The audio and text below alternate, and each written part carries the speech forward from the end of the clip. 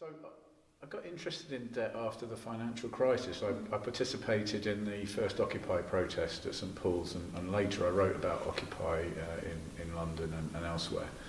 And the thing that started to strike me was when the Conservative and Liberal Democrat government came in, they imposed austerity, and there was the idea that Britain had spent money beyond its means, and there was that analogy between a household budget and a national budget. And it felt to me that was really masking a number of other truths. For example, that the public were actually paying to bail out banks and essentially bailing out the people who caused the crisis, and the public were therefore paying for the mistakes of other people. And I started reading David Graeber, I started reading Philip Goodchild and others, and the Occupy camps as well were hotbeds of conversation around tax havens and all sorts of things like that, Bitcoin as well. And I started to reflect on fieldwork I'd conducted in the Philippines. And in the Philippines, you've got an idea called utang na loob, which means, it means debt, but it means a sort of personal debt one has to someone else. Now, it can be predatory.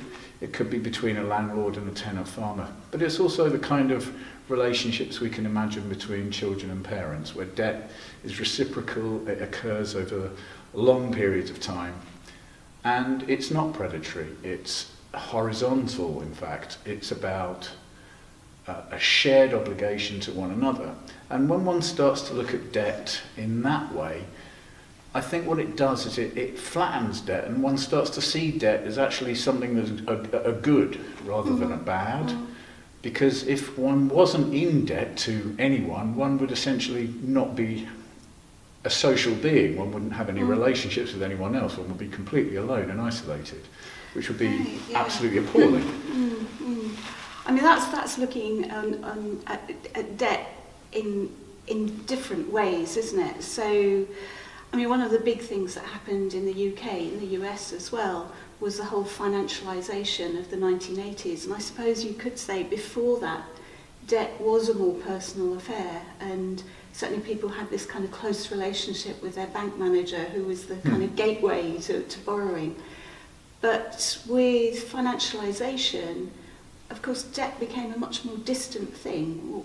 It was intermediated by your credit score, which is now just, a package of data gathered from ever-increasing sources.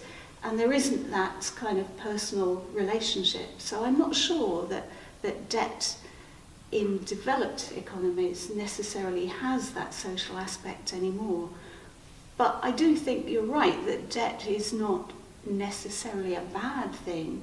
I mean, in personal finance, we distinguish between good and bad debt depending on what it's used for.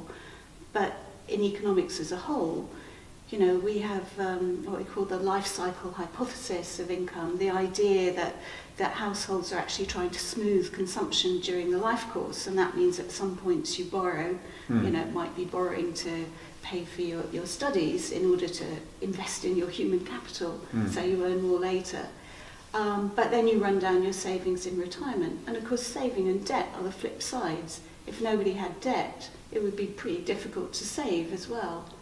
That's right. I mean, debt is a promise to the future, isn't it? So it has that a sense in which you're taking on debt now in order to be able to achieve certain goals. And as you say, you pay that down and then you live on your savings later. But I'm not sure if that even works anymore today. We're urged more and more to consume more and more, and actually nowadays having a pension is a luxury that many people don't have and don't even seem to be able to imagine themselves enjoying later in life. Well, debt is bringing forward consumption at the household level, but it's also doing the same at the economy level. You're basically kind of bringing forward GDP, if you like. So it rather depends what happens to GDP in future. When you look at pensions, country like ours, we've now got automatic enrolment. So lots of people have pensions, but they're not the high quality pensions that, say, my parents' generation had. And so they build up a pot of savings that they will cash in at some stage in the future. So that if you like their claims on GDP, well, that's fine if GDP has grown, but if the GDP cake is fairly static, then actually what you probably get is a fall in asset prices, and people's expectations about their pensions are no longer fulfilled. But that is moving away from debt. I mean, you know, for a lot of households, having a pension is, a great aspiration, but their everyday problem is what do they do with the mountain of debt that they're struggling with. And you know, there's a lot of data bandied around. So there's 1.6 trillion pounds of household debt, we're told. Well, of course, a huge amount of that is mortgages, and you can view that perhaps as an example of good debt, if you like. It's displacing rent, so it doesn't necessarily cost a household any more to have a roof over their head, and they're building up an asset. So the mortgage debt is balanced by the value of housing.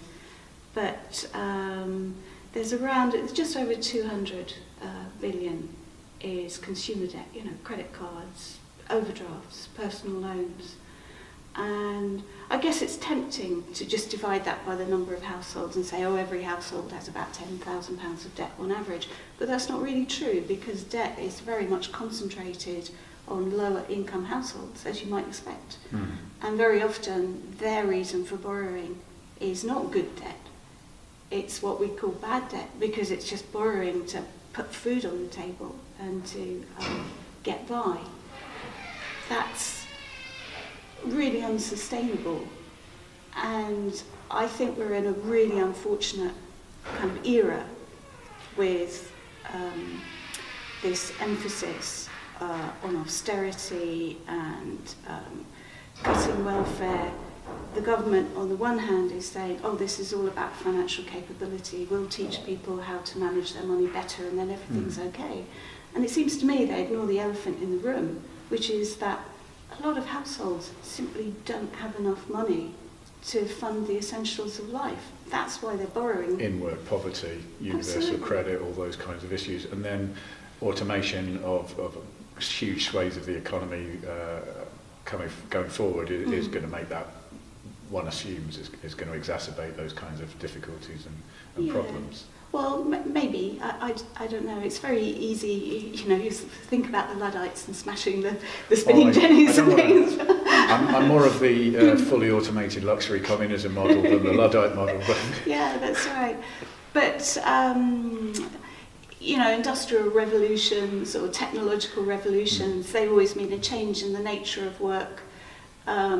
Whether it actually displaces people from work, the jury is still out. But nonetheless, the transition is often very painful at the human level. So you think about the miners, who Margaret Thatcher kind of dismissed that problem by encouraging... The get on the bike slogan. Well, partly that, but also they were encouraged to claim incapacity benefits, disability benefits, rather than declare themselves as unemployed. And so the figures were kind of massaged about how messy that transition was. But you're right, you know, people who are in precarious work, you know, in the gig economy,